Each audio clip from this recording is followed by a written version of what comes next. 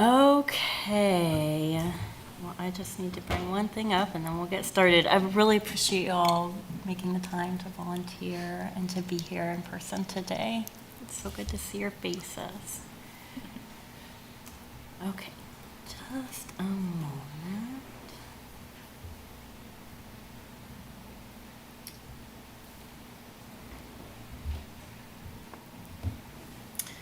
Okay, I'm gonna go ahead and unmute and we will get started. Okay.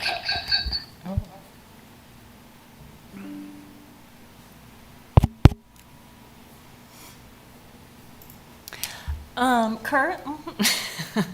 I'm sorry, I am muted on Zoom, but it seems to be echoing since I'm logged in on my personal Zoom. Mute your Surface Zoom.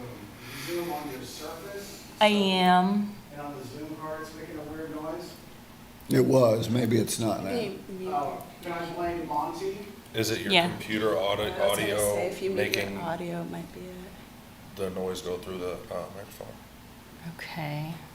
Turn off audio on my computer. Okay, let's try this again. Hello? Oh, excellent. Hurrah! Okay. Can't blame me, Kurt. Just for the record. Yeah, that was pretty automatic. Right? It's obviously Monty's fault. No problem. Previous chair. Okay. So, hi everyone. I'm Leah Roseland, the Affordable Housing Administrator, and this is the September 16th, 2024 meeting of the new Affordable Housing Advisory Board. We will begin by, I'm going to go through a few housekeeping items for this hybrid meeting, and then we will go to the agenda. So this meeting is being recorded and broadcast on the city's YouTube channel and cable channel 25. Please remember to mute yourself when you are not speaking. The chat function for this public meeting is disabled. All chats will go directly to me. Unless you are participating during the meeting, please turn your video off. That allows the active meeting participants to be seen on screen. You will still be able to hear the meeting. When you are participating, please turn your video on. If you have any trouble, you can send me a chat.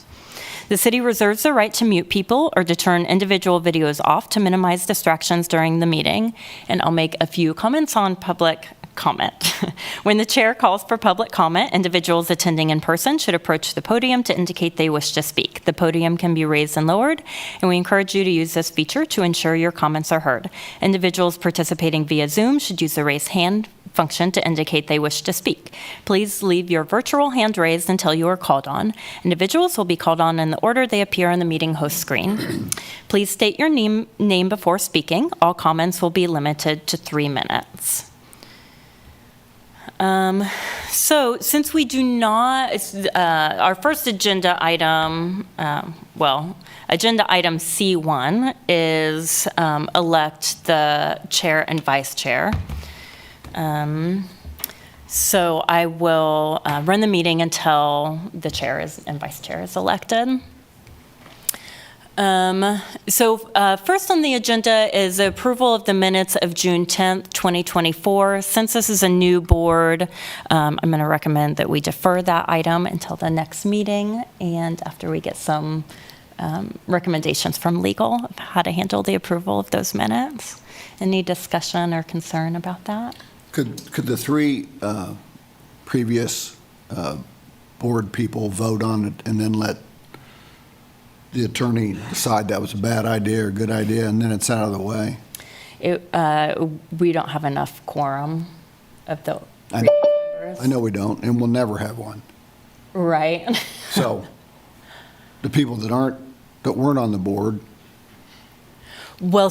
couldn't. The approval of the minutes wouldn't, it wouldn't make a difference because Okay. we don't have quorum to approve the minutes, so, yeah. I think we'll have to probably check with legal to see if they want the 3 previous members just to go ahead and vote on that, or if we just pass them on to the city commission without an official vote. That makes sense. Okay, well, moving on, and I guess normally in the previous AHAB, even members who did not attend the meeting would still be able to vote on the minutes. And so it could be that the new members could still vote on the minutes. We just need to get some guidance. So we will defer that. Go ahead and take public comment. I'm not seeing anybody in the room for public comment. Is there anybody online who would wish to make public comment? Okay. I did submit something to you, Leah, but I can just read it if that's faster. Okay. It was just to welcome the new board members and to get to know them better. Is there anything, get to know the members, your walk in life, how you came to be on this board, and just to get to know the new members. Okay, Steve, that's actually the agenda item C1. Oh, cool. And then the other thing was just to understand how the AHAB board is chosen. I didn't know what the process is for members coming on and off, so I was interested in that. I don't want to take up group time on that, but wondering how that happens.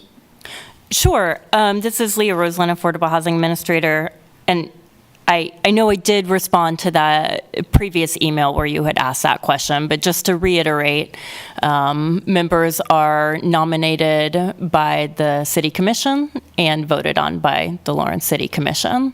Applications are online for any interested member to apply, and then ultimately those nominations and the vote goes to the commission.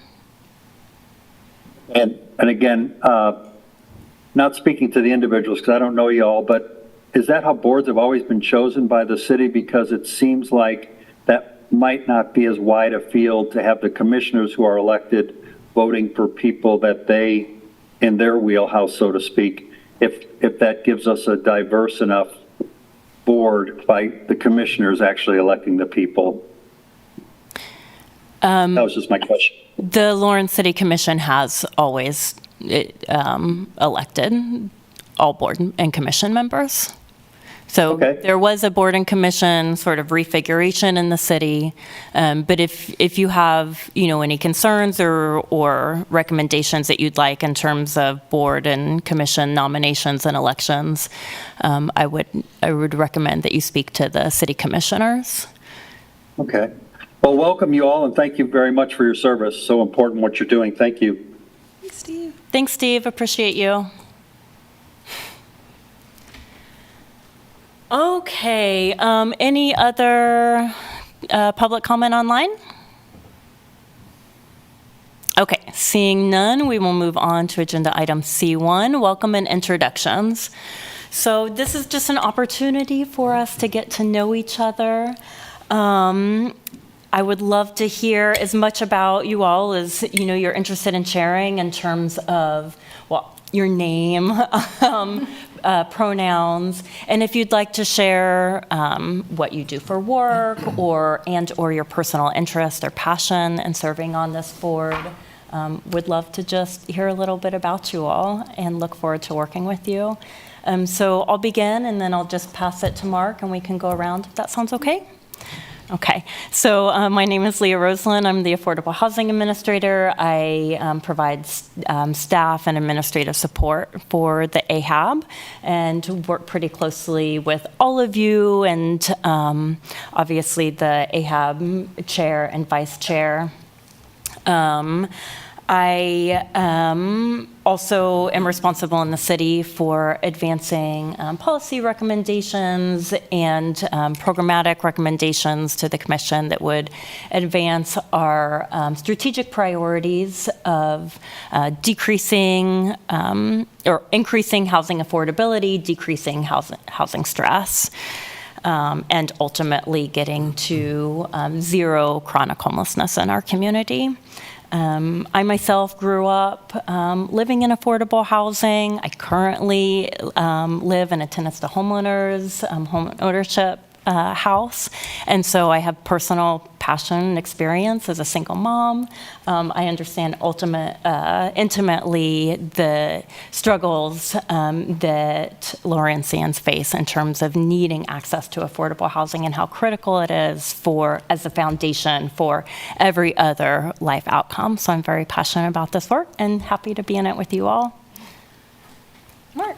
I do. I'm Mark Bueller. I've been in Lawrence since I was 4, which was at least 30 years ago. At least. Couldn't, not even. That would be 66 years ago. Anyway, so I went to Lawrence schools, went to Lawrence IKU. My careers include mortgage lending for 10 years, a real estate broker and developer for 22, and I've been in the insurance business for, 13, 14. During that time, I also served 2 terms on the planning commission, 1 term on the planning commission, 2 on the county commission, and I had the privilege of serving 2 years in the Kansas Senate. So I was on Community Development Block Grant Board once upon a time.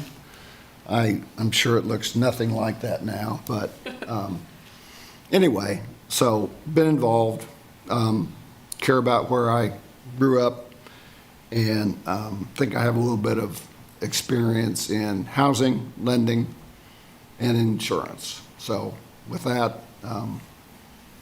have at it.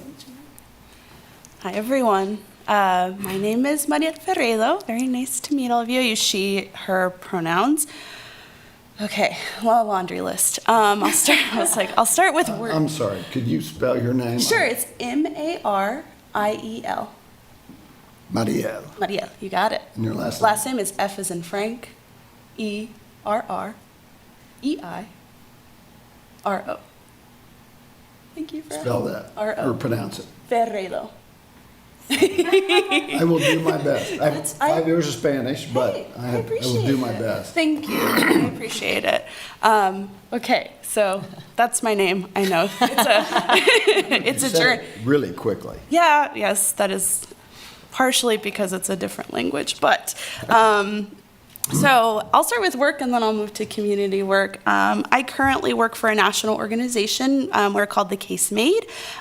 We work on political and public will building in different communities across a variety of impact areas. A lot of my team's expertise comes in the area of housing and homelessness. We work with national partners anywhere from the National Alliance to End Homelessness to your state housing finance agencies and everywhere in between, including community members, to help them move forward the work that they need in their community, whether that be development, ending chronic homelessness, things of that nature. So we really help people think strategically about how they can successfully move towards a more justice-centered world. So that is my national lens.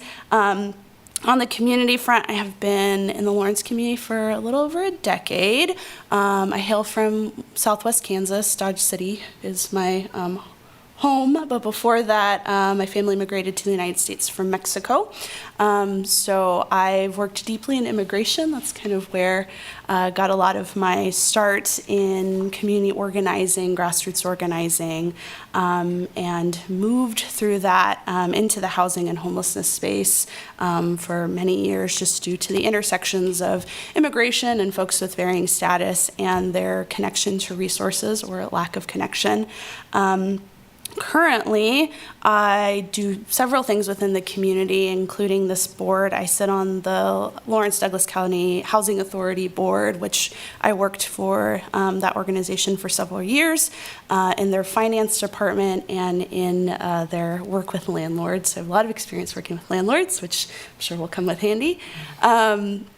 I also sit on our Criminal Justice Coordinating Council board for the county and work with the intersections of those who intersect the justice area and housing. I also am the co-founder of Sanctuary Alliance, which is an immigration-led organization to help Lawrence become a more welcoming city. And I also am one of the co-founders of Lawrence Mutual Aid Network, which establishes mutual aid across the community and helps continue to build up resources for the community. I've been deeply involved in housing for several years. Right now I'm leading the Diversity, Equity, and Inclusion Group for A Place for Everyone plan, which is our city and county shared strategic plan for ending homelessness and increasing affordable housing. I'm super passionate about affordable housing, coming from an immigrant background and not having access to the even smaller amount of resources that communities face, and also living in Western Kansas where rural areas tend to have less access to some of the wonderful subsidies that many in more urban areas enjoy. It was really a passion of mine to see everyone housed and not just use something like housing as a human right as a saying, but actually move that into an action. So very passionate about this, love working with community. That's one of my deepest joys, because that's ultimately who we're serving. So so happy to be in this space. I also worked as a mortgage lender for some time. It feels like a life ago. So very involved in the home buying process and all of the equity work that we can do in all those spaces. So that's me, I think. Thank you. Okay, my name is Beth O'Neill. I have been in Lawrence for just over 6 years, so most people wouldn't even consider me close to a Lawrenceian at this point. However, I have embedded myself in the community as much as possible. My husband is also actively involved in the community, and our children all go to school in the community. I am a social worker, and I have 20 years of experience as a social worker. And through that experience, I have been in child welfare sectors as well as in hospital settings. I've also served on nonprofit advisory boards for an AIDS service organization, as well as the Willow here in Lawrence, and participated in a advisory board with the Kansas City Health Department working on their community health improvement plan. So I have kind of touched the importance of affordable housing through my career in a number of these sectors, as I have witnessed as a social worker the constant struggles as people are trying to achieve their health goals, trying to reintegrate with their children and their families, and the impact that not having access to affordable housing has on their ability to reach those goals. I am eager to be a part of the solution as much as possible through working to advance the goals of the AHAB and the impact and spread of affordable housing here in Lawrence. Currently, I am not practicing directly as a social worker, but rather am an associate professor of social work at Washburn University, and additionally serve in an administrative role as an associate provost. So I am excited to bring my values and my experience to the board and contribute in as many ways as I possibly can. Hi, I'm Hee-Seung Han, and it's a Korean name. I'm from South Korea. I am an associate professor in the urban planning department at KU. I joined KU in 2020, right in the middle of pandemic, so just 4 years, but feels like shorter.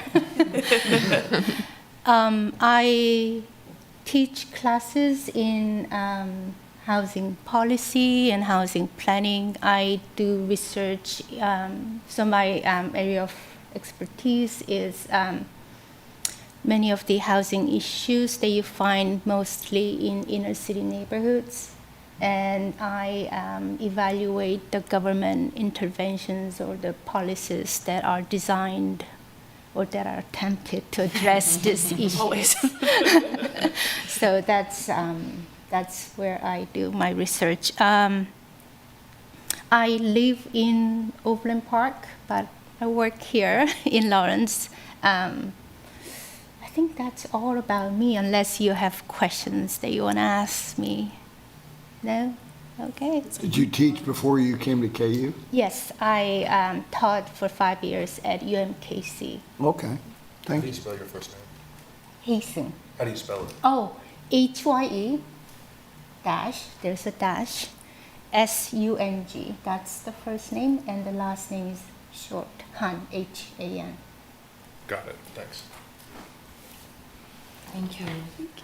My name is Christina Gentry. I use she, her, they pronouns. I am a former board member, and the position and the role and the responsibility, which I don't know if those carry over still, as a person who has received or is receiving a housing voucher, which was a housing voucher program, the Moving to Work program. I've been part of the Housing Authority resident for a while. I had a housing choice voucher.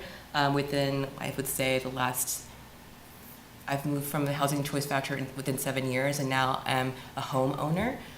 So I guess me personally, my mission and goals align with the board's mission and goals, and the community mission and goals for me align with the opportunity to take my lived experience of houselessness, of being a person who graduated with my 5 children from Family Promise program as a graduate, to now sitting today thinking about taxes and how that affects my home ownership, but very much in a very different position, holding some strong life experiences within the last 10 years that hopefully can help me to create policies or to help navigate the macro and micro work of this affordable housing plan.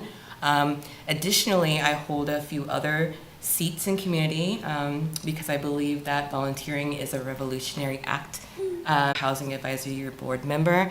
I'm also a board member to Success by 6, which is now ECO, and that helps with overseeing a lot of great projects, including Douglas County Doulas, Centro Hispano, and a few others.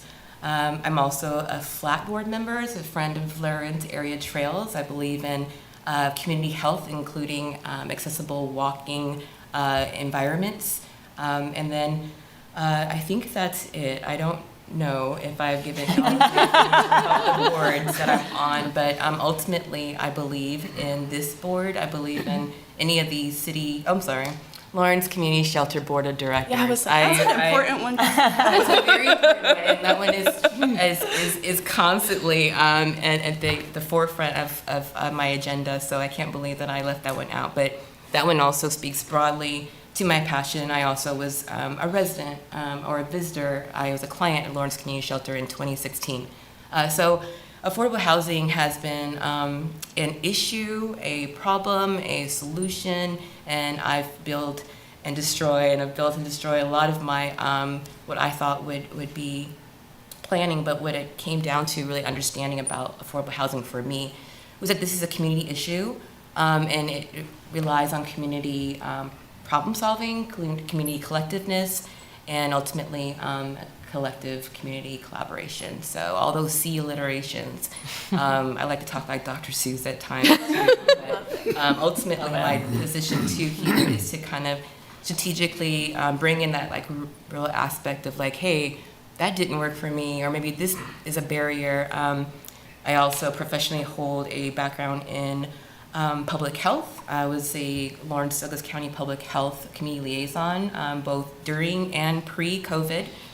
So I had a lot of experience moving in our community, intentionally designing clinics and making sure that the vaccine was accessible in the ways that we can make it for our identities. So with that, currently I hold a position at the Sexual Trauma and Abuse Care Center. I work with the community engagement. I do presentations and speaking about sexual violence prevention. Housing intersects with a lot of things in my work, so I'm very happy to be here. I'm very happy to continue this work alongside some colleagues and some people I've worked in professional community environments as well. I'm Andrew Gallagher, and I'm going to start with the work side because it's easier. So I currently own Heritage Insurance Group. It's a small insurance business here in town. It's a team of one, so if you meet a coworker, and I've been here, born and raised here, and I love Lawrence. It's a really great place to raise a family. There's always a new place to try eat dining at, and you better, because it might not be here in 6 months. But when I didn't go to KU, and I went to JCCC for a little while, and I didn't graduate, and I had a kid at 17, and that caused me to, a great job later doesn't put food on the table today. So I tried to stay busy and working, and it was really difficult to find a place to stay that was comfortable for a father of 1, 2, or 3, which I have 3 kids now. And so I tried working entry-level jobs, found some things that worked really well for me, which was always entrepreneurship focused. And earlier, I tried to be involved in the community. I don't have a whole lot of ties right now in the community. I've been kind of nose to the grindstone, figuring out how to be able to provide for the small umbrella of my life that is just me, my kids, siblings, and close friends. But I've kind of got a little bit of breathing room at this chapter, and I do want to be able to contribute within the community and find a way to be part of the solutions. And a big one for me was it was really tough to afford a place to stay that was comfortable when I was younger, and I know that there are young people now that are having it harder than I was 10 years ago. So I'm here to try to be a part of the solution there, and also just learn a little bit about how local politics work and where else I might find opportunities to contribute to something that I do care about within the community. So that's kind of me in a nutshell. What kind of insurance? Specifically Medicare, but I do a little bit of life and annuities. Okay. And I'll never do commercial. It might be. Don't say never. We love analogy. It might be great business, but it's just too complicated. I think that the health side of things is very, very easy as long as you can get people to focus on what matters. We'll talk. Yes, we will. My name is Monty Sokup. I currently work for KU Endowment. I manage a real estate portfolio for them, which involves a lot of things, but not so important here. And some very important here. Yeah. Some. Don't dismiss. So I have an interesting story. I haven't experienced homelessness or houselessness or any of that. I've been very fortunate. But I went as a guest to a Justice Matters gathering.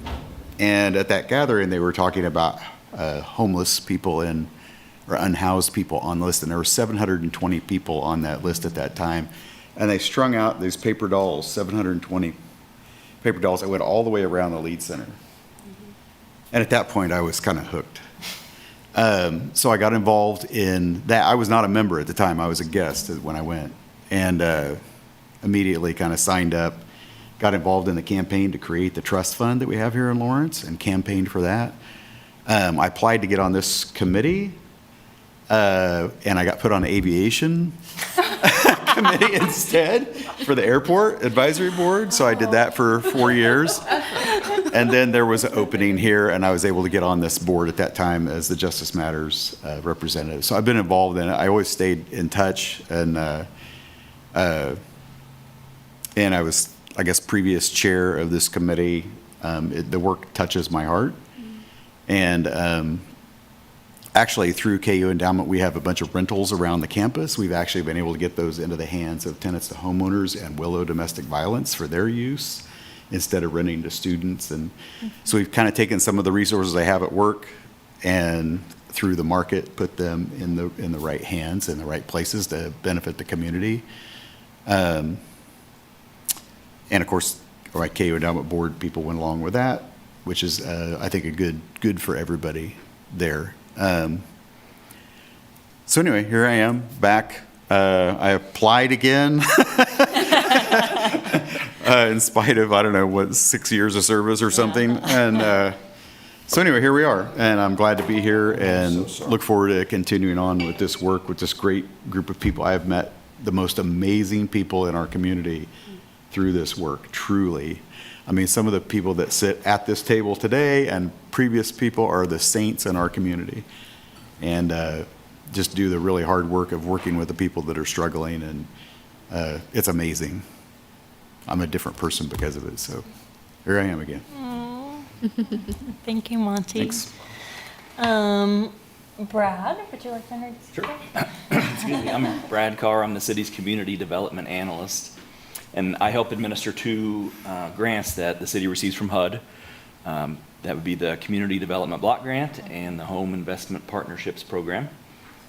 Both of those grants do have a housing component in them, whether it be rehab of existing housing, helping people acquire affordable housing, and then the actual construction of affordable housing. And so I'm one of the staff liaisons to help Leah, and just here to back up with any documents that you need or answer any of those questions about those grants that we receive from HUD. Kurt, I know you don't usually like Come on. talk, but do you want to introduce Won't work, buddy. Perfect. No introduction. No, okay. Is he an introvert over there? Kurt, Kurt sets up the room and runs the Zoom and the YouTube and the videos and is absolutely indispensable in the city. We couldn't do it without him. Absolutely could not. So I wanted to acknowledge you back there, Kurt. Okay, yeah. Is there any other board members here that's not present, or? This Nope, is it. this is the full board. Yeah. Are all of our positions are filled, or are they? Yes. Okay, just wanted. Yeah. So So they came, what do we have, 11, 12, or 10? 13. 13. Yeah. Moving from 13 to 7. Yeah. So I guess we doubled our salary, didn't we? And our vote- If we have the same budget, yeah. and our votes are twice as important. Yes. Yes. So yeah. No pressure. As I alluded to during the public comment, the City of Lawrence, for those of you who may not be familiar, did a total revamp of all the boards and commissions. And one of the changes that was made is now all boards and commissions are 7-member general at-large seats. Oh, I did not know that. Yeah. It's good to know. It was Yeah. a little bit of a confusing process, It was. admittedly. Very. But I'm glad. It was their first attempt at this, and so give them a pass, but it was a mess. It's okay. Just editorial. Look what arises out of the mess. Yeah. This looks Out of like a that. really great group. Yeah. We'll say. Agreed. I'm very pleased. So yeah, thank you all for taking the time to introduce yourself. It's so nice to get to know you and really look forward to getting to know you more. Okay, so let us move on, or I guess any other questions about members, or we will in just a moment run through a short orientation of sort of the board duties and the work ahead of us, but. I have one question. I received an email outside of this about an orientation. Is that that's the separate orientation we're supposed to partake in? Yes. I just wanted to Thank make you, sure yeah. that was a real thing, because there's a very confusing email chain that followed that as well. Is that the one that I attended? Yes. That one? Yeah. There's a There's second another one opportunity, scheduled, the 26th of September. So if you haven't attended that, Or you go to, have you? I don't want to go to jail. Oh, you'll go to jail. Okay, it was like, Yeah, so I guess to provide clarity, that orientation that's led by the city clerk's office is for all the board for all the boards and commissions. So everybody's getting the same orientation, and it's just the orientation that I'll do today focuses more on the work of the Affordable Housing Advisory Board and some context for what our goals are in affordable housing. But it is required that you also go to the other one. yes. Yeah, so please. Thank you. do that. Yeah. I was like, See you there. I was like, I put next it on my calendar, and I was like, Thank you. You're already in trouble. no. Any other questions or before we move on? Okay, so moving on to agenda item C2, elect the Affordable Housing Advisory Board Chair and Vice Chair. The resolution 7472 outlines the role of the chair and vice chair, which I will pull up. So the chair has the following duties: to serve as the meeting facilitator, maintain decorum, ensure public participation, operate meetings fairly and impartially, ensure discussion is germane to the issue presented, maintain communication with the staff liaison, and address advisory board member attendance issues.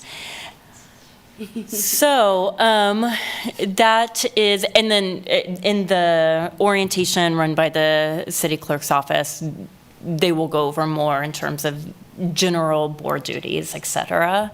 But in terms of the agenda item at hand, the matter at hand, any questions about the role of the chair? Okay. May I?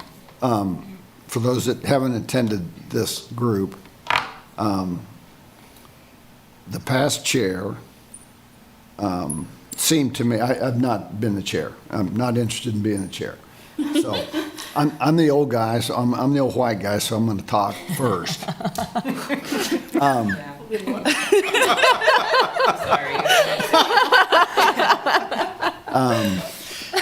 A good start. The chair does a lot of work that some of us may not want to do, and the vice chair does too, in the event the chair's not there. But in light of the fact that we have a new board, and I think I declared that I was a sophomore, maybe a junior. It'd be my third year, kind of. There's a lot to get, and there's a lot of process. And having a good chair, I thought, was really effective and important for all of us in the past. And so I'm prepared to nominate two people for chair and vice chair. If it helps the situation, if I should stand down and let everybody talk and do what they want to do, that's fine. But I'm prepared to do that with the idea of keeping some consistency with the previous sitting members, and it might help those. If those don't want help, need help, care about it, then I'll stand down. But I'm prepared to nominate Monty as chair and Christina as vice chair of this committee because of their experience and background. If that helps us move this along. So I would make that motion. Thank you, Mark. I guess since you made a motion. Is it a motion or a nomination? Nomination would leave us. Because we should have Nominations nominations open fine. in case somebody Nominations else wants to fine. be nominated. Okay, Yeah, I want to leave anybody room to talk. okay. So nomination. Okay, thank you, Mark. And I guess if we could just pause for 1 second. Any questions about the role or the time commitment of the chair and vice chair? I would say that there's usually like an extra hour or two a month, minimally, maybe. Yeah, about. So at I least, can explain that if anybody wants to know kind of what's happened. So what typically in a month cycle, the chair would get together with Leah at least once, if not twice. We'd go through the agenda, what's coming up on the agenda. We talk about the meeting.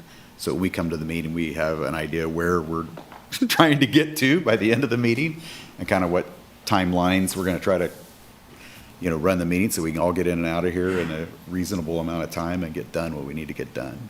So I'd say an hour to 2 hours in addition to the 2-hour meeting that you have here, plus any reading of materials. Obviously, there's also the reading of the materials. So there you got probably 3 hours a month in addition to at least. yeah. Something like that. Give you an idea what that looks like. Thank you, Monty. Additionally, Monty, there were work groups within our larger group that would Right. meet, and they would have maybe an hour we'll be getting some information of COMA if we haven't already for the group, but in those meetings there was facilitation and I'm sure such too. A lot of work was done on what we're going to understand about presentations and the housing trust fund applications. So if we don't have to do those Right. or re-examine those from the very like points and everything that we step by step, I think that would save a lot of time there. But we all will spend quite a bit of time given to the application process too, especially as we go through it and design what it is that meets the needs of the community. So additionally, all of us will be contributing quite a few hours outside of the time that we meet too. Right, and we had those subgroups. So we had a subgroup that worked on the code revision. We had a subgroup that was working on policies. You know, there's always opportunity. Thank Your you. calendar really needs filled. Yeah. Okay. So any other questions or items for clarification on just the role and commitment? All right. So any other nominations? I'm going to throw a wrench in this because why not? I've never done this before, so please know this is out of as much humility as I've ever done in my life. I'm going to self-nominate myself for either position, reason being, I know our work is going to intimately intersect the Place for Everyone plan. That is something that I've worked on and have been a part of since the beginning, 3-4 years ago almost. And I'm very passionate about the execution of that plan. The affordable housing piece is huge and often overshadowed by us needing to address with urgency our community members that are facing homelessness. And I want to make sure that we are being very clear about the bridge of solving homelessness means we need affordable, sustainable housing. And so what I would offer to bring into that space would be pulling, in addition with Leah, who also attends those meetings, pulling updates from that space, making sure that we're in alignment, making sure our strategic plan is what we do in here is also echoed in that larger strategic plan as it goes through its iterations, because 5 years is not going to be the time in which we build housing for all, though I wish that would be the case. I also would really love to learn and think about legacy building, just knowing that these positions will change in a couple years. So that is my rationale and reasoning, but happy to support in any way. So, Can I ask a quick baby, question? yes. Just for clarity, a Place for Everyone is built under the same principles as Built for Zero, right? Built for Zero is a part of Okay. that, yeah. That's all I need. Yep, Yeah, yeah. just- okay.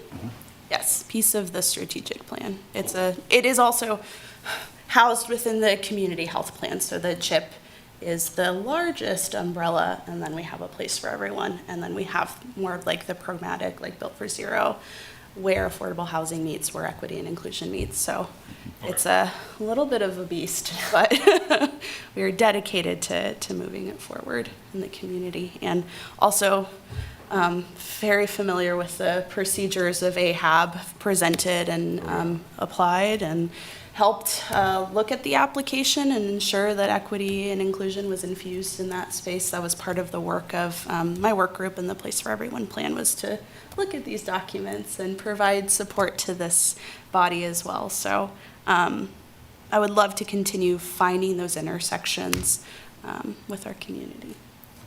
Yeah. Can I? Yeah. And thank you for that. Yeah. And Mark, I appreciate the nomination. And I'm happy to do either, and I'm happy to step aside if somebody else wants to step up. So We're in a the fact that I'm the nice- previous chair, don't let that weigh in on it. I'm happy to make room for other people if that is the best thing for this committee, so. Thank you, Monty.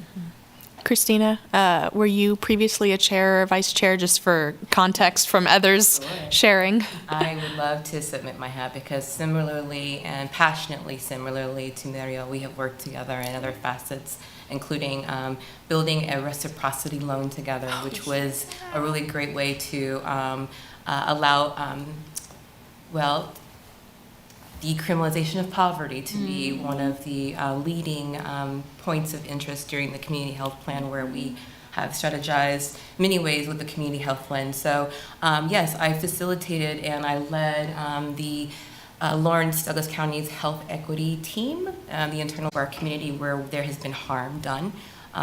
We understand that there's been a multitude of data that represents discriminatory practices, including housing discrimination in our community. I work with Marielle as part of the source of ordinance income discrimination policy. So I'm vetted, I'm invested as well. We've worked together a lot. I was like, we've done a lot of things, and it's all position. flooding back. But yeah, personally, Marielle and I have been working together in Spaces community for quite a bit, and I'm happy to serve on either positions if I'm considered. And thank you, Mark, for throwing my name in that space. Yeah. Any other nominations? Okay, so I guess we can go to an official would somebody be interested in making an official motion?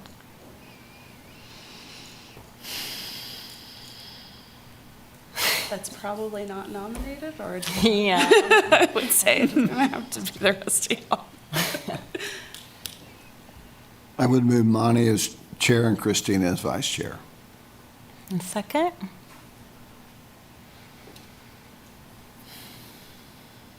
So that motion fails. Somebody else be interested in making a motion? I would like to move Christina as chair and Marielle as vice chair. Is there a second? I second. Okay. We're just going to do all in favor, say aye. Aye. Aye. Any opposed, say nay. Any abstentions? All right, the motion passes unanimously. So congratulations, Christina and Marielle. It's a bit of a relief. I know, I was like, and the calendar. Thank you all. So Christina, so yes, at this point, if you could take over. You now have to start your job. yes. Congratulations. Congratulations. Thank you all very much for placing me and trusting me in this position. I hope that I fulfill it very well. And again, thanks again for your trust in me in this space. Moving forward to our next agenda item. Item C3, Affordable Housing Advisory Board and Affordable Housing Trust Fund Orientation Action. We'll be receiving a staff presentation. And Leah, will you tell us a bit more about that presentation, please? Yeah, thank you, Christina. So as I alluded to earlier, I am going to provide an overview of so an initial orientation so that we're all brought up to speed sort of on the role and the duties of the AHAB, a little bit of context in terms of what we mean by affordable housing, our goals for affordable housing, and then cover briefly the process for the recommendations that you all will be making to the Commission for the Affordable Housing Trust Fund grant. The recommendations for those awards will be the first real business of this new board and what we will be focusing on over the next several months. I'm going to just, Christina, if it's okay, I'm just going to share my screen and run through the presentation. And Please do. okay. And if you all have any questions, please stop me along the way. So usually I share here. This time I'm going to share through my laptop, so please give me some grace as I reorient myself to the technology. Okay, so I need to share screen. This, share. I forgot all about that reciprocity thing. That was so Good. beautiful. Enable Brought up a lot in my head. Well, it was cleaning up Okay. emails and I had to go. Oh, All right. Oh. Looks like I'm good. Okay, excellent. So I apologize. It looks like the screen, maybe that's just me that it's cutting off. Okay. So very brief history on the history of the Affordable Housing Advisory Board. So in 2015, affordable housing is identified as a key priority for the City of Lawrence. And that same year, the City Commission, I said 13, the City Commission formed a 12-member Affordable Housing Advisory Board. And I'm not going to go too much into it, but at that time, there were really specific named seats. So a lot of organizational seats. We just had was it 2 members at large in the old AHAB? And that's how we continued until today.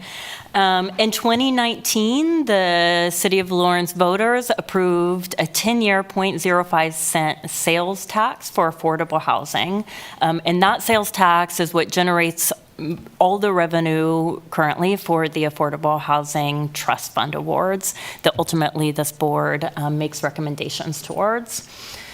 And then in 2024, the city boards and commission reconfiguration happened, and the city commission appointed the new 7-member AHAB, which today is the first meeting, so welcome. Thank you. So the role of the AHAB is to fulfill the strong, welcoming neighborhood strategic plan outcome. So I guess all of the work of this board feeds ultimately up to the City Commission and into our city strategic plan.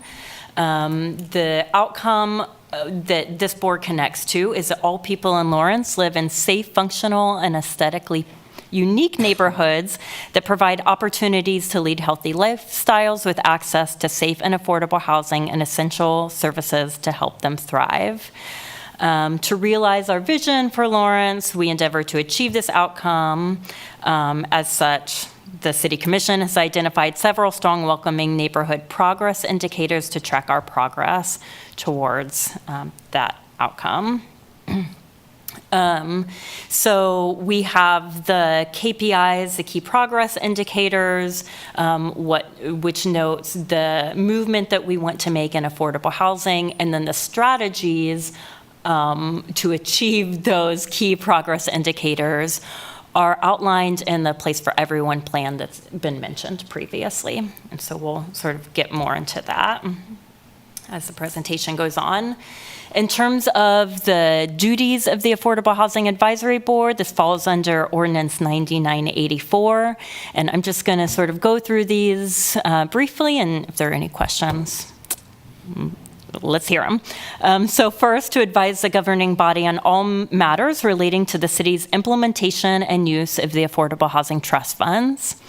To make recommendations to the governing body regarding the expenditure of money from the trust fund projects as reviewed and approved by the AHAB and that are consistent with the purpose of the trust fund.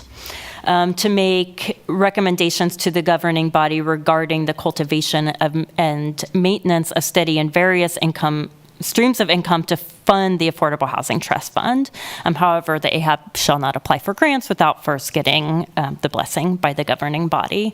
So again, a lot of work revolving around the trust funds, making recommendations for the grants, and then something that I personally am hoping that the AHAB will lean more into is looking for ways to generate increased revenue for the trust fund, because what we currently are bringing in terms of revenue does not even come close to sharing my screen. Okay, cool. All right. So- Because the screen that I'm on is not showing up here. It is showing up on the behind you. So Monty explained. Oh, thank you, Kurt. So, let's say, and I'm just going to give a scenario, this isn't a real scenario. 101, how we do it, and then tell us what, Well, 101, how we're doing it right now is we put out a notice of funding. We accept applications from for-profit and not-for-profit people. We evaluate those. We distribute funds. We could take the city or this board, I'm not sure which, could take a heavier hand in going, look, we have an opportunity at some location. I'm going to take the East Heights building as an example, that we had a great project that was not put together in a great way by a for-profit developer, which is fine. It didn't get funding. It was still a great opportunity, and had that been put together differently, that probably could have come to fruition and been permanently affordable. So if we took a different role and said, there's opportunity here, we want to use the funds for this project and not put out a NOFO, and then partner with either private developers and or not-for-profit developers to deliver a project, is that an opportunity that this board has? And we could get what we want. We can make it permanent, because when we have these, when our not-for-profit developers help us, it's usually all permanent affordable, but we have our not-for-profit developers, which often get the LIHTC funding. Yes. And can offer really great numbers, but only 30-year permanent affordability. You hand out those funds knowing that you're only getting 30 years of. So is there an opportunity to deliver this in a different way that gets us further down the road with permanent affordability? That's what I'd like to see us explore that. Do you think, Madam Chairman, do you think that's our authority, or do we? I don't know. I think we can make a recommendation to the commission that we would like to change our process. I don't know what the commission will say, but I think there's an opportunity there. I mean, that's what I read in that bullet when I read it. And seeing as the state has passed some really increased affordable housing tax credit Right. over the next several years, Right. that should substantially do what this current body is attempting to do. That's an exciting idea. It really is. I'm glad that you had made a regard to that. I know that in the past we had taken applications that came within or outside of the dates. Right. And we did that with great care and great discussion, and we're able to move one of the projects, Michigan 6. Is that the Yeah, I think that correct was the one. Move that into fruition outside of our funding deadline agreement. So I'm hopeful that that's something that we can consider. You mentioned recommendations from this board to the world, the city commission, but the public. Yeah. Are we going to be asked to make a recommendation that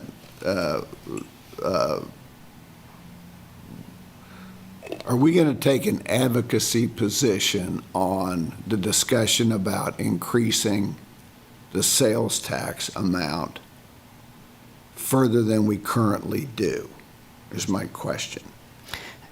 And this is Leah Roseland. This board cannot, as a city-appointed board, cannot do advocacy for that upcoming sales tax. I didn't think we could. I just wanted to clarify that. Privately get as excited as you want. Correct.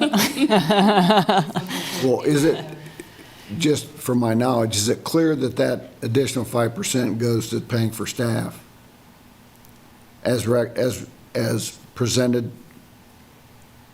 Currently, the sales tax does not support staff No, I salary. know. The 5%, the 5 cents.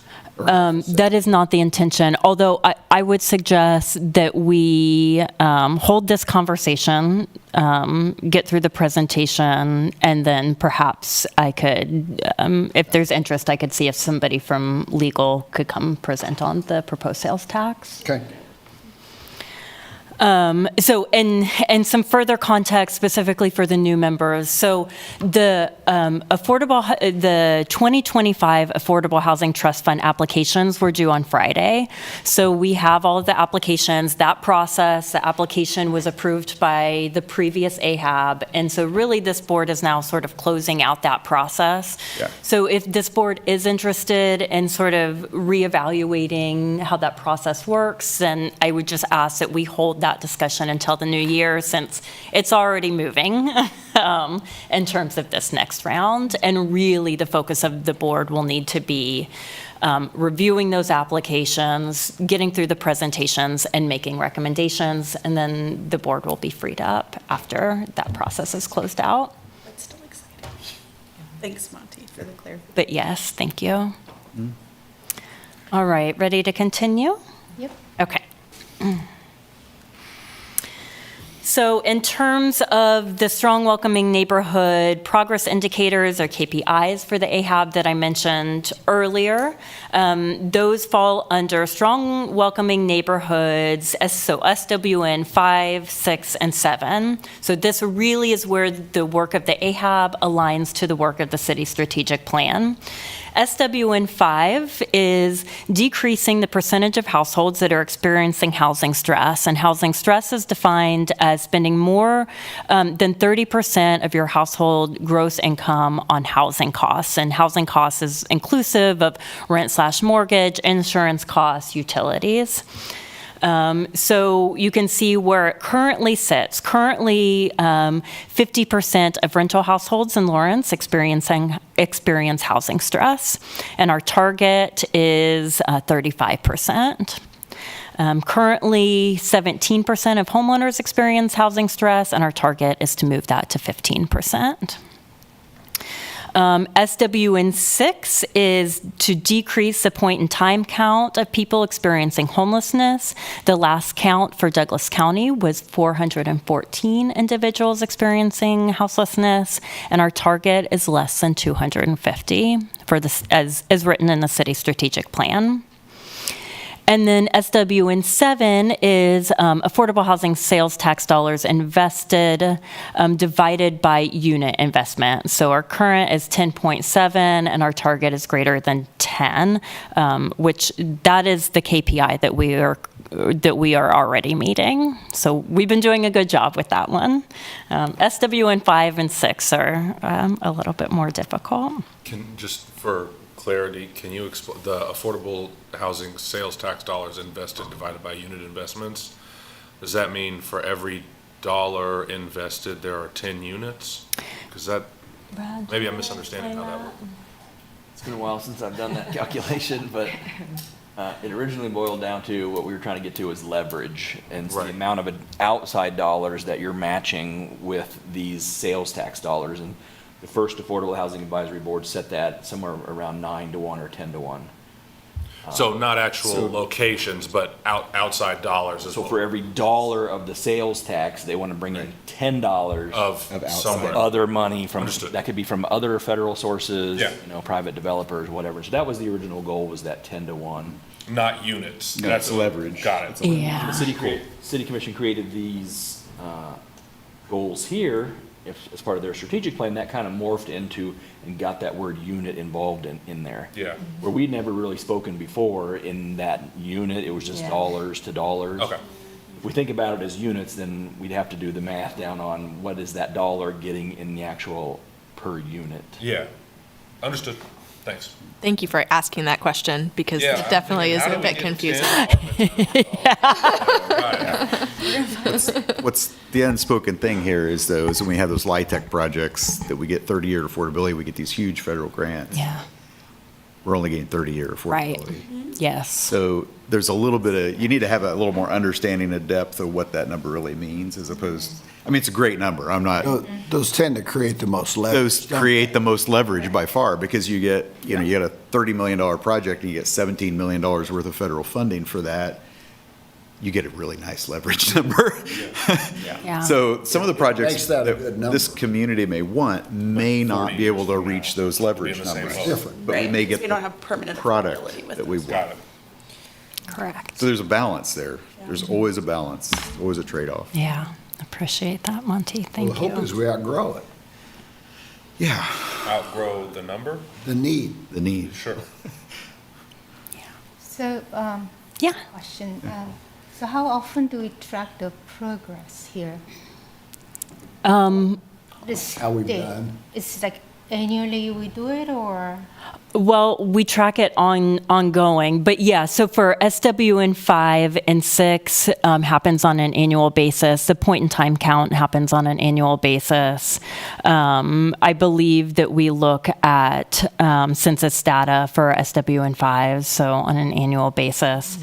And SWN 7 we track for every trust fund allocation round, so which has been annually. Okay. Yeah. Can I ask one more question on 7? Yeah. Is there any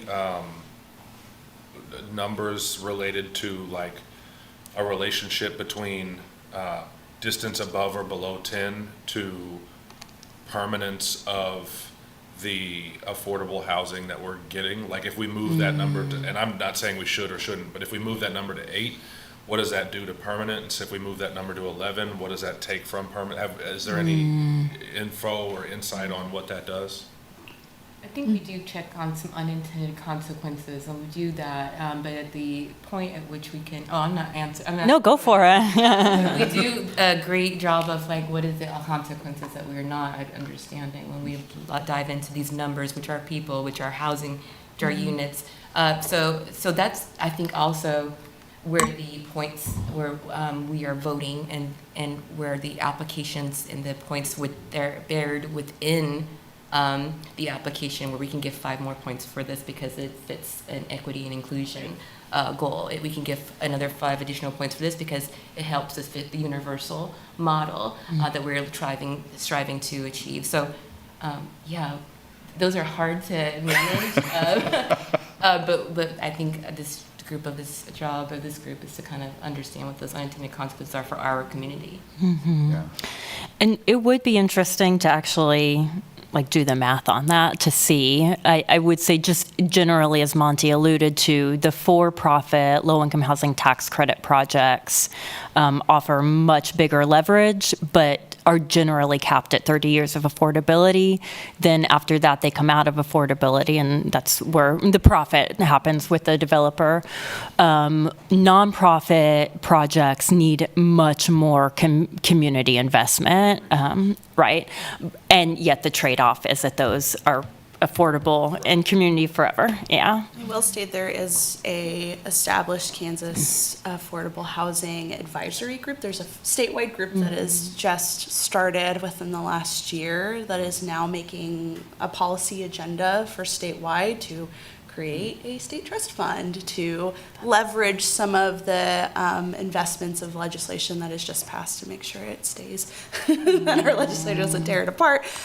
So we're seeing increased advocacy and work on the state side. There's more intention. So I think if that continues, it gives us some room to start looking at the unintended consequences, how, if we're continuing an award process, who we are awarding and what is the impact of really investing in permanent affordable housing, while also understanding that, we do have to continue some of those projects that are bolstered up by for-profit. And, the hope is to create really deep, wonderful partnerships with developers that will hopefully not pull something out of affordability, but we also have to understand that housing is expensive. So it was very encouraging of me to know that there's a lot of state effort going on right now to push our legislators to be more mindful. And affordable housing was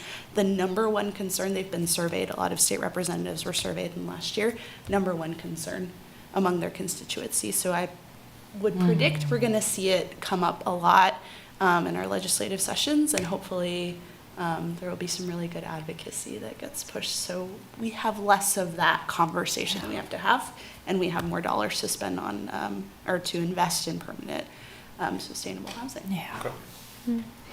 Thank you. I also have a question, and if you need to just direct me to somewhere else to get the information, that is a perfectly valid response.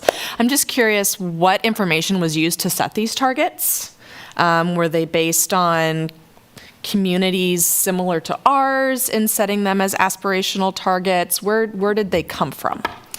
That's a good question. The city strategic plan was developed prior to my time at the city, so I'm not sure how the targets were established, but I can get more information. I don't know, Brad, do you?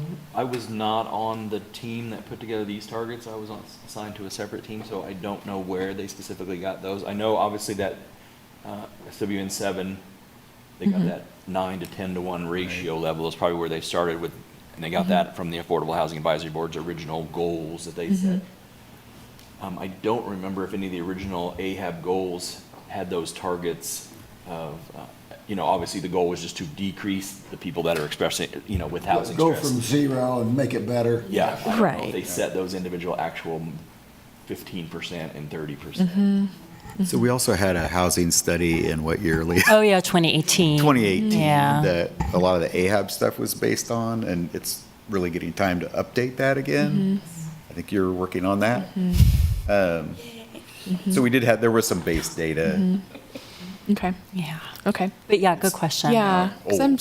because I just don't know if these are, given current context, if these are reasonable targets or not.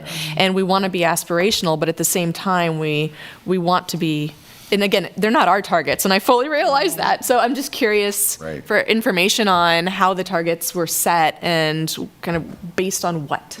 Yeah, good question. Yeah, and I find the number 5, especially for the renters, I just find that that's pretty ambitious goal. Yeah.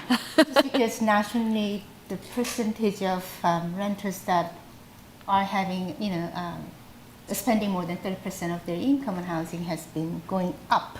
Yes. Way over Yes. 50% now. That's the trend right now. Right. So even just staying 50% is actually Maybe that's good. it's actually Yeah. a progress. Right. Especially when you put utilities in there. and Yeah. that kind of stuff. I have a question on the I strategic. mean, if- it seems like yeah. where does that ambitious Yeah. 35% Yeah. come from? Wonder whether there was even a timeline that we need to get there by. Yeah, I guess that's my question is, for the city's strategic plan, metrics of success and being able to, because that is very ambitious. And our housing study is pre-pandemic numbers. Right. And, Right. we know what rent burden households and homeownership, those numbers are not, I'm sure they're more. So if this is, I take strategic plans very seriously. And if you're setting a goal for yourself, you should do everything you can to accomplish it.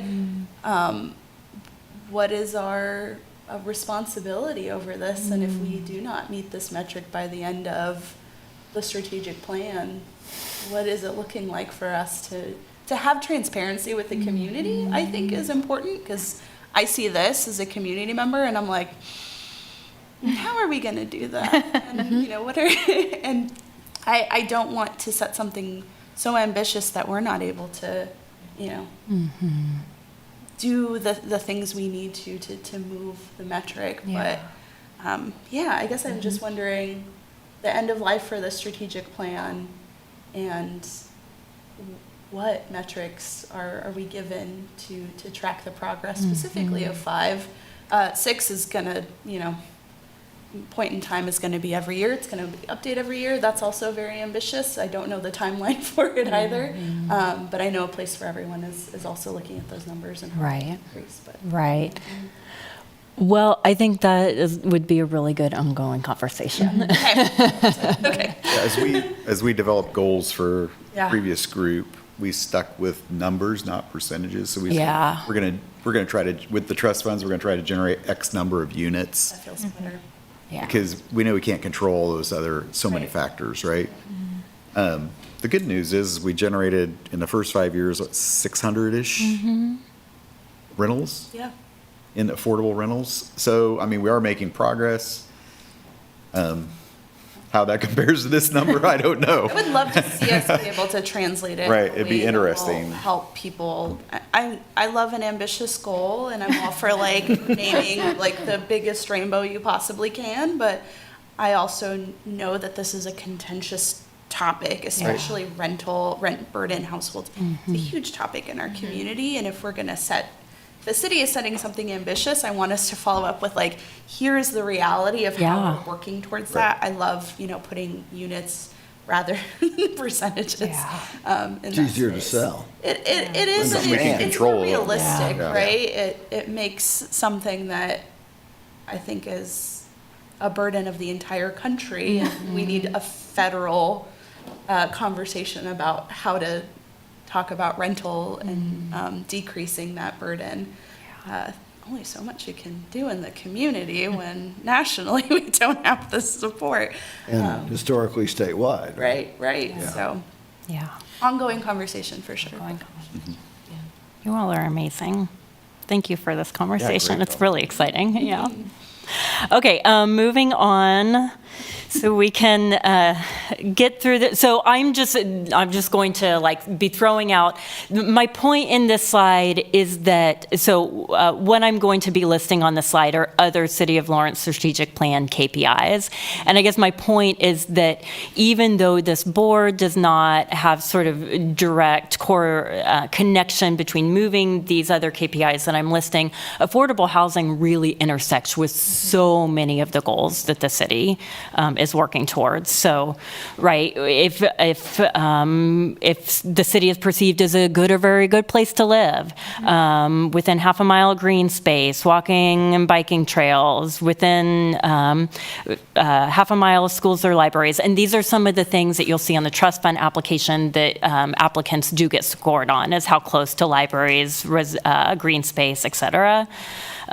Trips not taken in an automobile, so how close is it to public transportation? The percentage of BIPOC residents rating as a community is welcome. Affordable housing impacts crime, fires, CPS reports, Lawrence being safe, mental health crises, affordable housing stabilizes health, as we have named. Again, it looks like I listed that twice, sexual violence, domestic violence. So the work that we do really does intersect with a lot of our city goals and priorities. Okay, so now I'm going to briefly just go through the goals and strategies as it relates to affordable housing and the Place for Everyone plan. So again, a Place for Everyone really sets the strategies for how we will achieve the KPIs to achieve the outcomes. This is a community plan to end chronic homelessness in Lawrence and Douglas County, and was approved by both the city and county commission, I think about a year ago, less than a year ago, but I'm actually, just in the interest of time, I'm going to skip the video, but I will send this out and it's online. So cute. It is cute. It is. You think y'all want to see it now? Christina? I think I'm going to call it that this is a great. Okay. Let's use some time to do that. Yeah, you want to watch it? Okay. It's a beautiful metaphor, y'all. And hopefully the sound works. They're community partners Oh. collaborating on a plan. It's playing through my laptop. Is the sound being picked up, Kurt? Yeah, it's okay. Can you all hear it? Mm-hmm. Okay. Our community, which we're calling a place for everyone. We're working to reach functional zero for Douglas County, which means homelessness is a rare and brief occurrence. Imagine that our work to reach this goal is like building a home. We've established 5 work areas that we'll focus on as we build it. To get started on our house, we'll need a strong foundation. The foundation of our plan is equity and inclusion. It informs every aspect of our work. We know that homelessness disproportionately impacts women, Black, Indigenous, and other persons of color in our community. We've shaped our plan to focus on these populations at every level of policy and decision-making. Our systems are the infrastructure holding our plan together. The systems we're putting in place help us gather an accurate picture of where things stand so we can purposefully address this challenge. With our foundation and infrastructure in place, we move on to the most important and most used part of the house, the main level, affordable housing. Our affordable housing goals are to increase the amount of affordable rental and homeownership properties and improve access to affordable housing that already exists. That keeps people in Douglas County who struggle with housing affordability from plunging further into housing instability. Now we can build up to the second floor of our home, supportive housing. An increase in supportive housing, especially permanent supportive housing, is needed to serve community members who have the most difficulty remaining housed. Our goals are to increase permanent supportive housing units dedicated to individuals and families, and to increase transitional housing units for individuals with substance abuse disorders or mental illness. Finally, we have the Emergency Shelter and Services work area, which represents an important but less used part of our house. Our goals for this work include increasing available emergency shelter capacity with innovative solutions like the Village, and developing a street outreach team to serve individuals, including women and children. With the combined effort of more than a dozen agencies working together on a place for everyone, chronic homelessness will come to an end in our community. Thank you. Thanks. So yeah, so that that outlines really succinctly and beautifully, I think, the goals of the Place for Everyone plan and what we're trying to achieve. Ultimately, as the video indicated, the solution to homelessness is affordable housing, and so the work again of this board is just really critical. In terms of our goals for affordable housing as outlined in the Place for Everyone plan, we have set some pretty specific metrics that as we're evaluating, as you all are evaluating the Affordable Housing Trust Fund applications and making awards, we will be coming back to these goals as right now, the trust fund awards are one of the primary ways that we're advancing these goals. So by 2026, we want to increase the supply of affordable rental units by 1,500 units.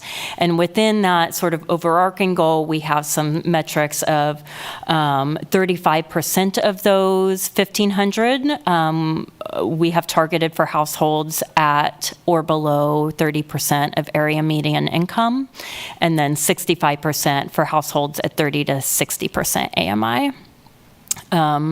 For affordable home ownership units, we want to increase overall affordable home ownership units by 200, with half for households at 60 to 40% AMI and 50% for households at 60 to 80% AMI. So any questions about those goals? What is the starting year for when this count starts? Is it now, or was it sometime previous? 2024. Okay, so current is start. Okay, awesome, thanks. I just wanted to stop real quick, because I know that there's, and maybe discussion here with this group, but there was a deep discussion with our previous groups about AMI. Is there an index, or is there any questions about like how 30 to 60% became to be something that we use as a metric? I know that we did have lots of conversation about what the average median income is, especially as we're looking at these numbers for 2024 and looking at 2028. So I just wanted to stop there in case there was some discussion on that, like how those numbers came to be. I'm curious just what the number is for average median income, but outside of that. So the AMI is set annually by HUD and then the Lawrence Douglas County Housing Authority, and it just represents the median point, and so it changes annually. I can bring up. Usually set it in October is when we get the numbers from HUD, and that'll be for the next year. Yeah. Do we know what that number is for 2023? So it depends on household size, and I can bring up real quick. And I didn't mean to divert our conversation. No, you're okay. I was like, I know I have 2023 saved as a PDF somewhere, but LDCHA will have it for 2024. I think You wanted it's to know what important. the total AMI is, so that would be 100% the actual median? Yeah. Or are you wanting to know what these 36? Well, I can do the 80? math. I could. It'll show you too. It's a really nice PDF. Let's see. If So you don't need help, what's that income? How about that?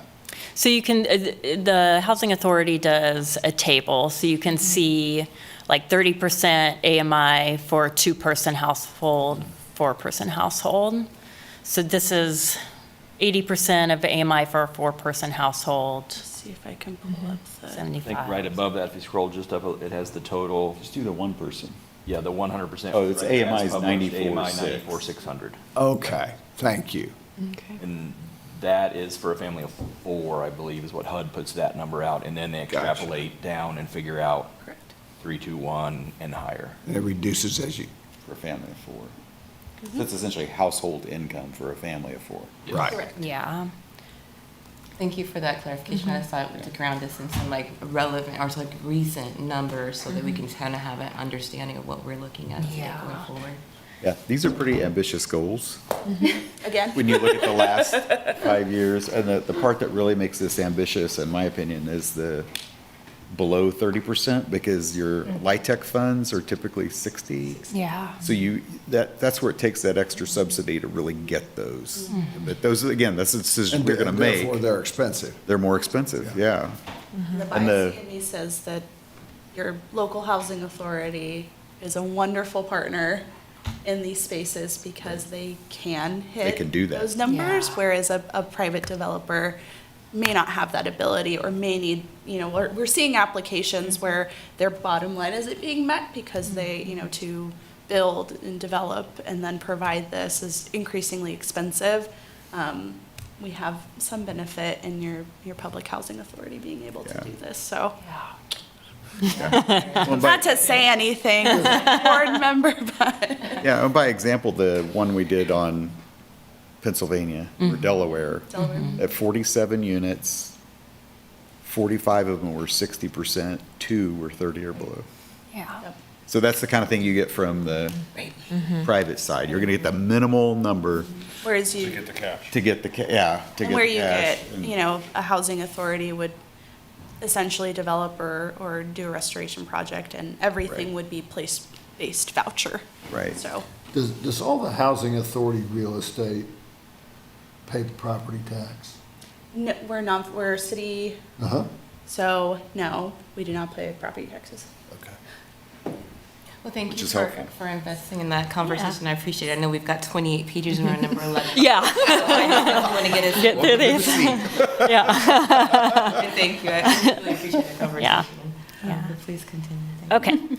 Okay. So moving on, goals for affordable housing. So by 2028, again, so these also then fall under that total 1,500, 200, but we want to ensure that, or our goal is to increase the supply of accessible affordable housing by 100, with 50 of those targeted rental units for seniors and people with disabilities, and then 50 new units modified for accessibility. So current affordable housing that is not accessible for people with disabilities.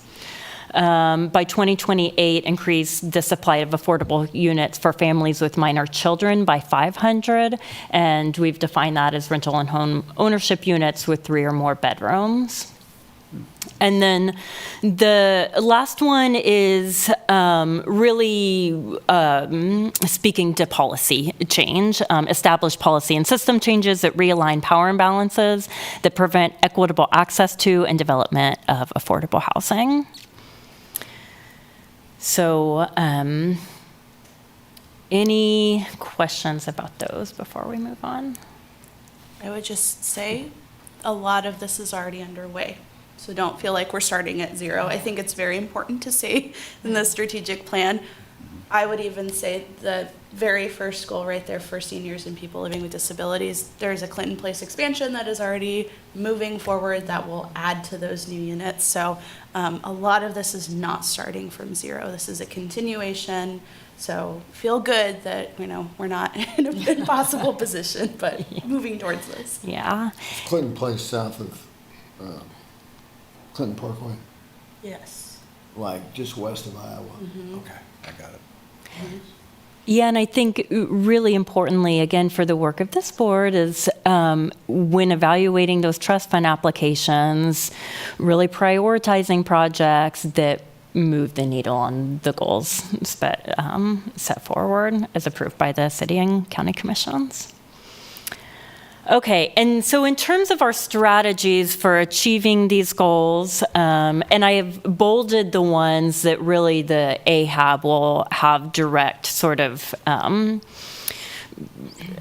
direct connection to. So increase permanently I'm going to iterate that, increase permanently affordable housing stock by identifying and acquiring parcels and units for the community land trust and future affordable housing development, providing recommendations to the land development update, code update steering committee for code updates. That actually has been completed. The new land development code is about ready for to go to the commission for approval, I believe, in the next several months, if not sooner. Establish source of income discrimination protection enforcement for City of Lawrence ordinance. So we do, I believe last year, the source of income discrimination ordinance was passed, so making it illegal to discriminate against somebody because of their source of income, i.e. a voucher.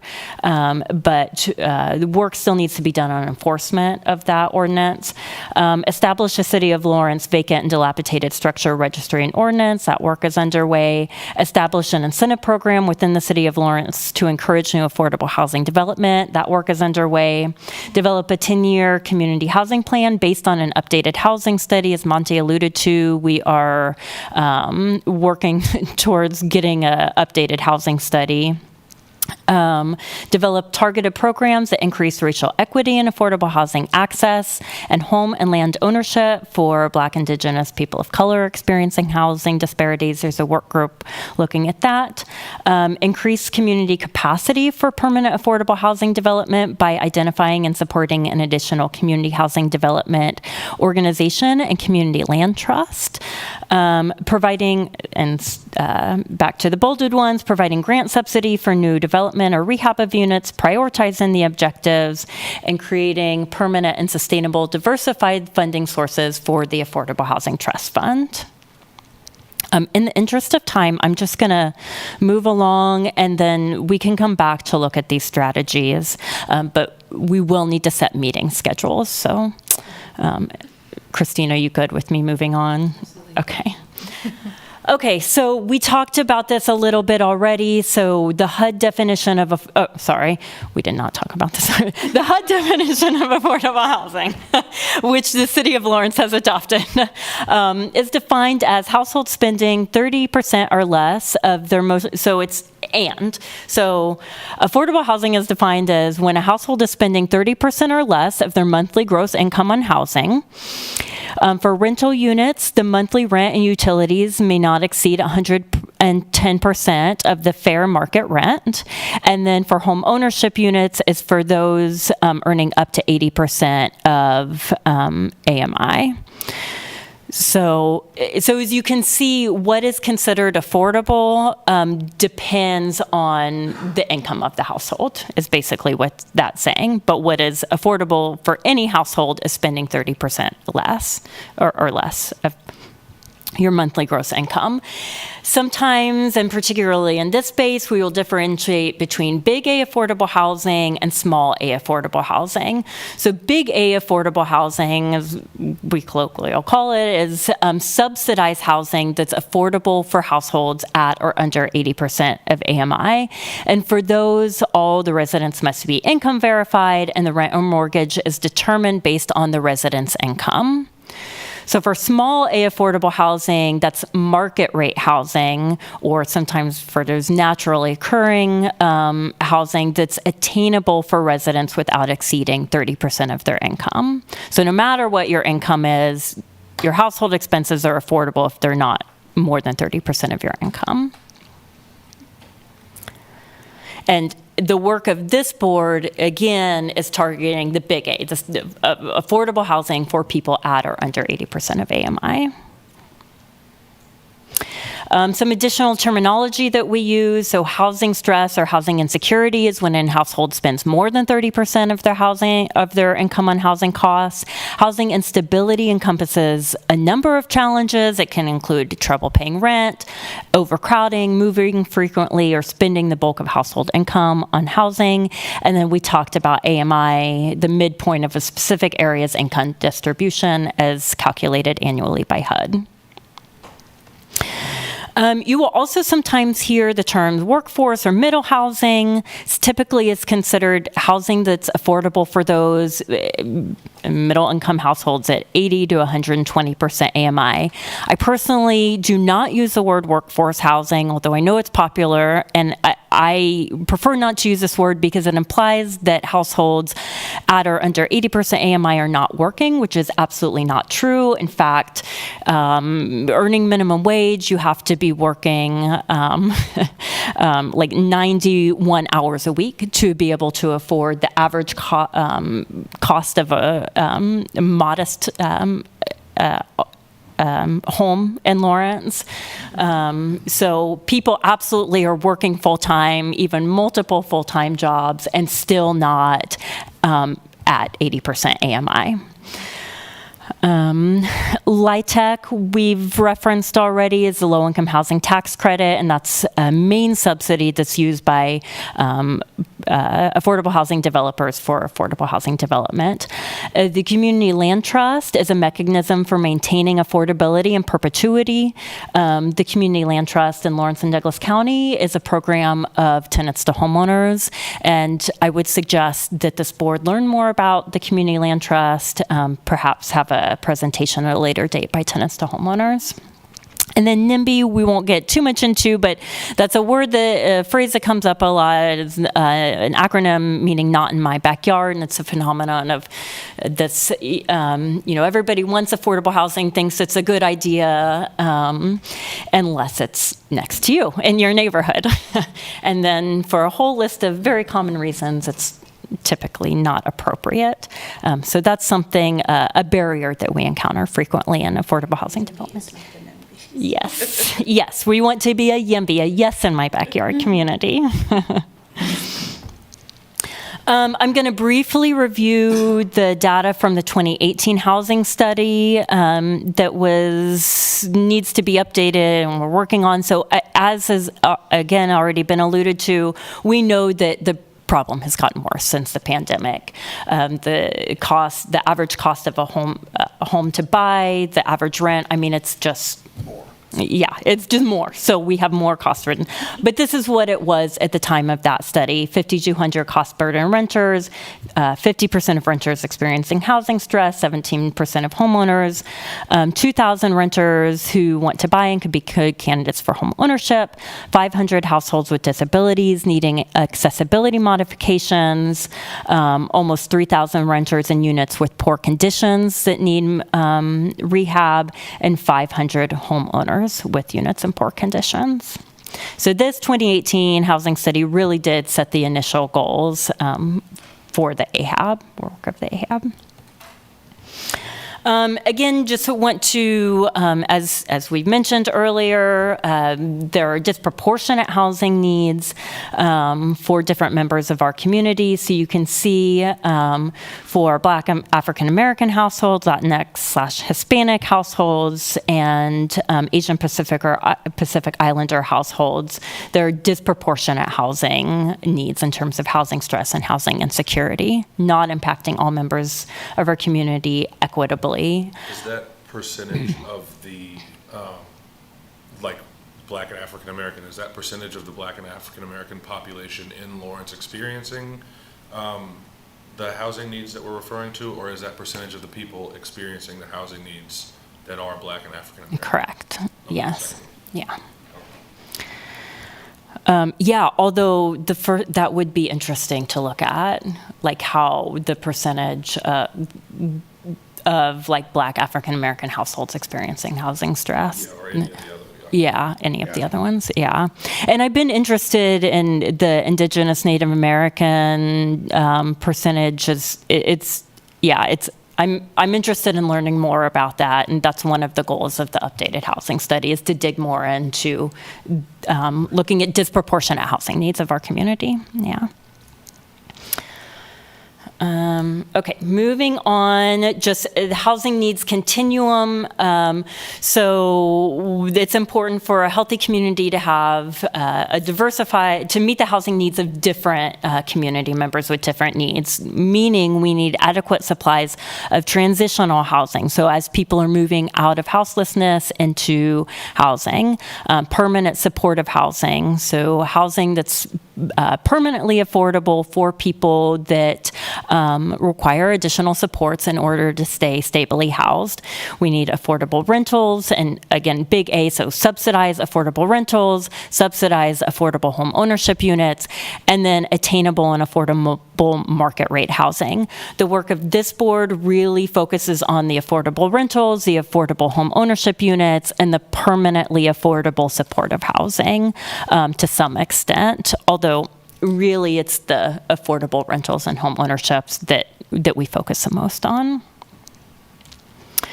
There are some amazing videos that were made showing the work of the Affordable Housing Trust Fund from the first 5 years of the trust fund. Christina is showcased in one of them, and I would highly recommend that you all watch the videos and learn about the individuals that this work impacts and how it really changes lives. But in the interest of time, I'm going to skip them. Okay, so now going into the Affordable Housing Trust Fund. So the purpose of the trust fund is to support the acquisition, rehab, and development of affordable housing and supportive services so that all persons that are in our community have access to independent living with dignity. As mentioned earlier, the affordable housing sales tax is a 0.05% sales tax supplement, which was supplemented by general fund revenue in the first 5 years. It's no longer supplemented by general fund revenue. So right now we're working off that 0.05% sales tax. There is a proposed ballot initiative, as was mentioned, but that's not intended to increase the sales tax for affordable housing. The increase is intended to support homelessness services and emergency services that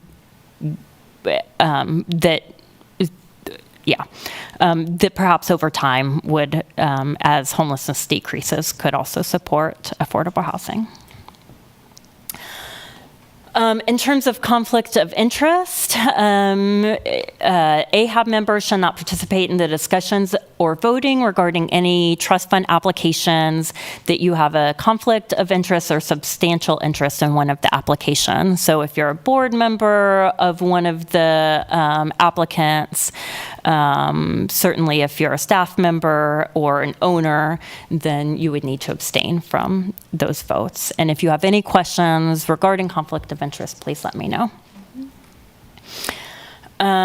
Okay, so the Affordable Housing Trust Fund purpose is to provide and improve the quality, availability, and affordable housing in Lawrence, to acquire land for future affordable housing, to invest in public-private partnerships for the provision of affordable housing. Oh, okay, that's it.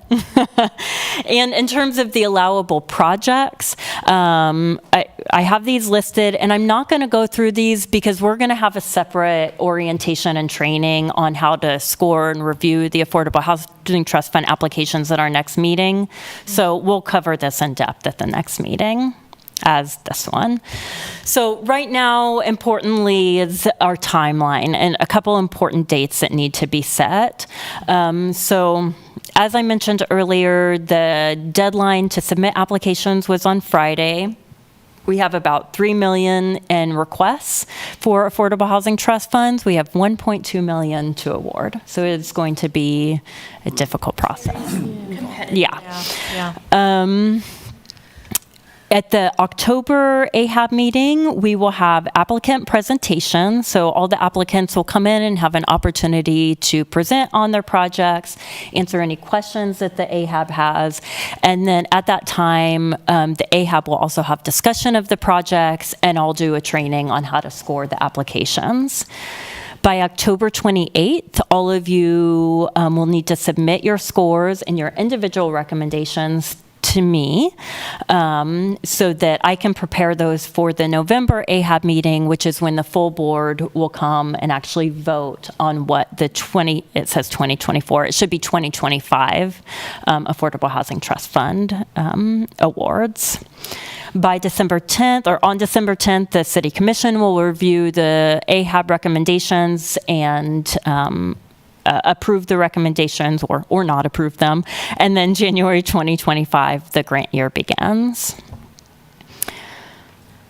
So I would, so any questions? I know we breezed through that last part.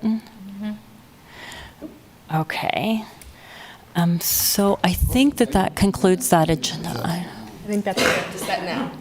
Yeah. When will the applications be available to us to review? So I need to work on compiling them. I would say in the next week, I could get them to you for review. Yeah. Thanks. Yeah. Okay, so with that, appreciate your time, and I'll turn the meeting to Christina for agenda item 4. Yes, thank you for that presentation. And I assume we'll have some more meetings about what that process looks like. Yeah. Moving on to our next agenda item, number 4, identify date for Affordable Housing Trust Fund applicant presentations and extended Affordable Housing Advisory Board meeting. Our action will be to reach agreement on date and time for presentations and extended meeting. With that, is it going to be something we look into our personal calendars to look for a date? And then knowing that, what is the date that we're looking to? Is it October? What is it like? What do we have to consider for our calendar? Yeah, thanks, Christina. So I would say that the board might want to consider setting like a 3 or 4 hour meeting. We have, let's see, we have 13 applications this year. Previously, we gave applicants like 10 minutes to present plus about 5 minutes for questions. And then this year, the previous AHAB board wanted to move the discussion of those presentations at the same time. So that's kind of what we're looking at in terms of, and I would recommend early in October.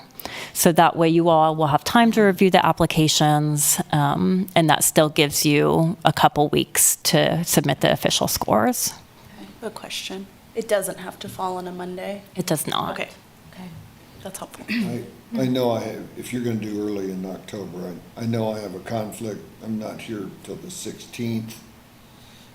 So if you're gonna have that, I won't be there. I will study and I'll be prepared, but I'm gone till the 15th of October. Thank you, Mark. And I wonder if, Leah, there's a way that we couldn't, knowing COMA, understand what we can get on a calendar for sharing. So there's lots of ways that we could get our calendars together. I'm thinking of the ways I hate the doodle, but there's also when to meet. There's a lot of great little apps that we can use for this. Do we have to decide on a confirmation today, or could we look into doing this asynchronously? Yeah, if you all would like me to send out like a doodle or when to meet or something, I can put in like the dates that I'm available, and you all would just submit individual responses per your availability, and I could email out. We would need to do that relatively quickly. Yeah, like in the next few days. So sending out a group me or a equivalent to all of our emails, and then us responding by the end of the week would be sufficient to get a calendar date for early October.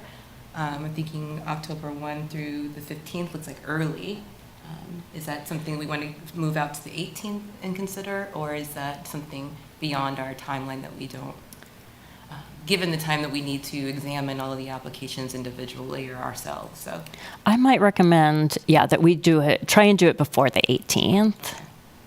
okay. I will make every effort to be available 16, 17, or 18. Okay, so that's your, or those 3 days? Yeah, I'm back. Okay, I'm back the 15th, okay, late, I'm sure, but okay. if it's the 16th, I'm in. One more question. Would this be a hybrid opportunity? Okay, just want to make sure, because also October is the travel month for some reason. So everyone's having their conferences before the end of the year. But if there's an opportunity to do that as well. Okay, thank you. And I assume the city is closed on October 14th for Indigenous Peoples Day, and thus that is not an option? It's not. Or- That is not a city holiday. Oh, okay. Thoughts and feelings. Yeah. But it sounds like at least we know if we want all members, and right now we're looking at the 16th, 17th, or 18th. So I wonder if knowing that, if we might be able to I don't know. I know I'm out the 18th. You're out the 18th, so we have the 16th or 17th. I will not be physically here, but I can, if it's in the late evening, I can. Oh, gosh. Yeah. What country will you be in? I will not be in any country. I'll be in New Orleans. That's a different country. Yeah, it feels like it. but yeah. So Mark, you're saying your availability will not be at any point available beyond the 16th, 17th, and 18th? Yeah, Is that what we're hearing? I'm hiking in Portugal. Oh. Yeah. What about the morning of the 17th? I'm just going to throw some things out because I think it's going to be really complicated. I will be unavailable until about 4 o'clock that day. Oh, okay. 17th, Yeah. which, I mean, we just have to meet a quorum, correct? Yeah. So. Yeah. So we'll push out those dates, keeping the consideration of Yeah. your availability, of course. I get it. I'm 1 to 7, so Right. Yeah. Also. can't or can't. And yeah, Wi-Fi and connected how Yeah. we can, but Yeah. let's push out a few dates, early October. Okay. I'm thinking the 3rd, the 4th, the Okay. 8th, and 9th. Those are considerations for me as well. Okay. Okay, cool. I will send out a poll later today and, yeah. Okay. Thank you. And then also overstepping and not knowing the responsibilities is your responsibility. Thank you very much. Thank you. Yeah. Keeping up with calendars and things can be very hectic. So thank you. In the future, maybe that's something we talk about. If maybe we can ground on a date on the meeting. Okay, To take cool. a little bit of with you. But it sounds like a confirmation that we will be committing ourselves to a response email by Friday this week. That sounds good. Yeah. Okay, thank you. We're ready to move on to the next agenda item. Is that what we're doing? Yes, yeah, sorry. Oh, another meeting. Yeah. So I'm Item number yeah. 5 is establish a regular meeting times for Affordable Housing Advisory Board. Our action will be to reach an agreement on regular meeting times and dates. So I will just say that the Monday meetings I've come to understand is an AHAB, but that was because of the previous AHAB commitments. I took them off my calendar, but now I've applied them. Mondays work for me. Mondays at this time also work for me in person. We do a hybrid as well going forward. So if this is a date that works for all, we can maybe confirm it, have a little discussion on that. And then maybe lock that calendar date in for Mondays going forward. So traditionally, third Monday, 11 to 1? It was the second Monday. It was the second Monday. Yeah. Okay. Give me a second. And I might suggest that, obviously it's your all's decision, but that we look at establishing regular meeting times or meetings just until December, and then perhaps reevaluate based on what the work of the AHAB will be. Like, I think this warrants also further discussion in terms of meeting frequency, if we need to meet monthly or if it could be a different meeting I schedule. will put in that October 14th is Indigenous Peoples' Days. November 11th is Veterans Day. So we would be falling under, and then, of course, December is insane for a lot of You people. close Veterans Day? City, okay. So we would, at least one solid meeting, not be able to meet on the second Monday of the year. Yeah. It's good to know. I also want to recognize when committing to a hybrid, we registered, the dates were already embedded in. Oh, were they? Oh, no. Yeah, Oh, no, I Yeah, meant so we to might change wanna that. Oh, thank you for letting me know. No problem. But can we have maybe reach an agreement of Tuesdays being, or the second Monday, or the third Monday being the days that we lock in for our calendar dates going forward? Or does it look like it may be not permissible based upon some Third Monday. calendar date celebration? Mondays are an equal mess for me, so I'm in. So Monday works for me. I could, Yeah, Mondays Me are as great. well. Yeah, I think it's just a matter of what Monday in the month. right. Is there a possibility to have the meeting a little bit earlier than 11? Like We do- starting at That would be 10? At 10? Yeah. I would also appreciate do that. that. Earlier in the day. 9? 8, let's go. Not 8. Not 9? 9 or 10. You don't want to see me today. I don't have my makeup on.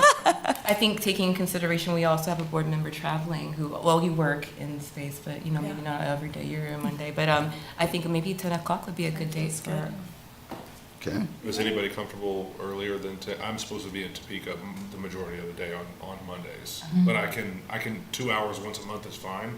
I'd love to be able to not sacrifice half of a day, if we could push it to like 9:30 or whatever, if that's possible. I don't want to put anybody else out. 9 is fine. If it's once a month, I'm not. Yeah, fine with me. Early risers, 9 Whoa. To get on my calendar.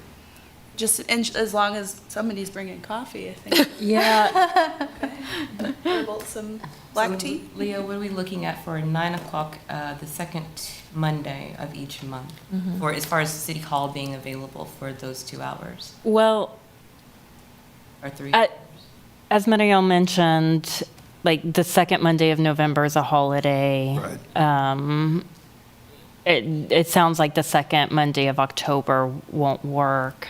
The 'Cause it's third. the 14th. Yeah. Yeah. The third Monday, we're landing on October we're closed on 21st. Oh, we don't have Veterans Day off? Oh, I thought that was a city holiday. I apologize. So, yeah, so perhaps that would work. Oh, if that's the case, for then me. it's fine. I'm in.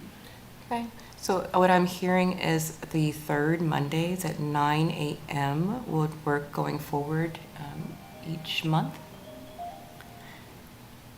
So, so could we go ahead and set for the third Monday of November and December and then reevaluate in the new year? 1, 2, 3, 2 days before Christmas.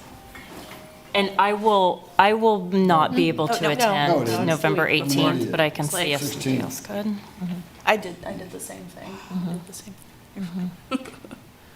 So just to recap, what have we decided as our last consideration? It sounds like the last suggestion was the third Monday of the month Yeah. from, well, there's For November and December. earlier, so 9 to, for November and December. So, Right. so that would be May. November 18th and December 16th. I am not available on November 18th. That's, It- is that the day we'd be discussing the recommendation?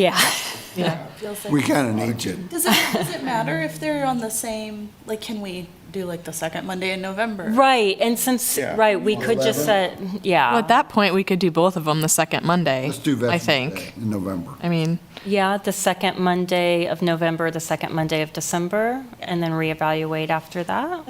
Yeah, Yeah. You'll be in attendance, I'm sorry. yeah. Sorry. And both of them, you will be in attendance. I think we do definitely need your guidance for Yeah. conversations as well. Okay, sounds good. Those, the second Monday in November and December at 9 o'clock till Okay. 12 o'clock? 9 to 11. 11. 11, thank you. 9 till 11 on those dates. And then October. We're going to survey, right? Yeah. Oh, so that'll be the Send it to Google. application. Yeah, Yeah, that'll be the We application. won't have a separate meeting outside of that, correct. No. correct? Okay. So I'll send a doodle for October, and then we have 9 to 11 November and December. After December, at the December meeting, we can set the regular meeting schedule. Does that sound Sounds good? To me, it sounds like we have some confirmed dates for November and December. October is going to be a fun month. But we will also be contributing our calendars by Friday, so we'll know what to look forward to next month. Okay, cool. Awesome. Thanks. Somebody who is like, do not identify with time is not necessarily on the calendar. I am really happy about that. But absolutely, I believe in the clock. Okay, it sounds like we have reached an agreement. Do we look forward to moving forward to the next agenda item? That would be the calendar. It looks like we have some dates to look forward to. Do I read these out, or do you update us, Leah? You can read them, or you can just ask the board to read them. Please do. I really appreciate this discussion and all of the board members today. And with that, do I need to have a vote to adjourn, or can we just do it because it's 1 o'clock? You can just call it as the chair to You're the adjourn. boss. All right, Adjourn. we'll call this meeting. Thank you all. See you again. Thank you. Thank you. Thank you, everybody.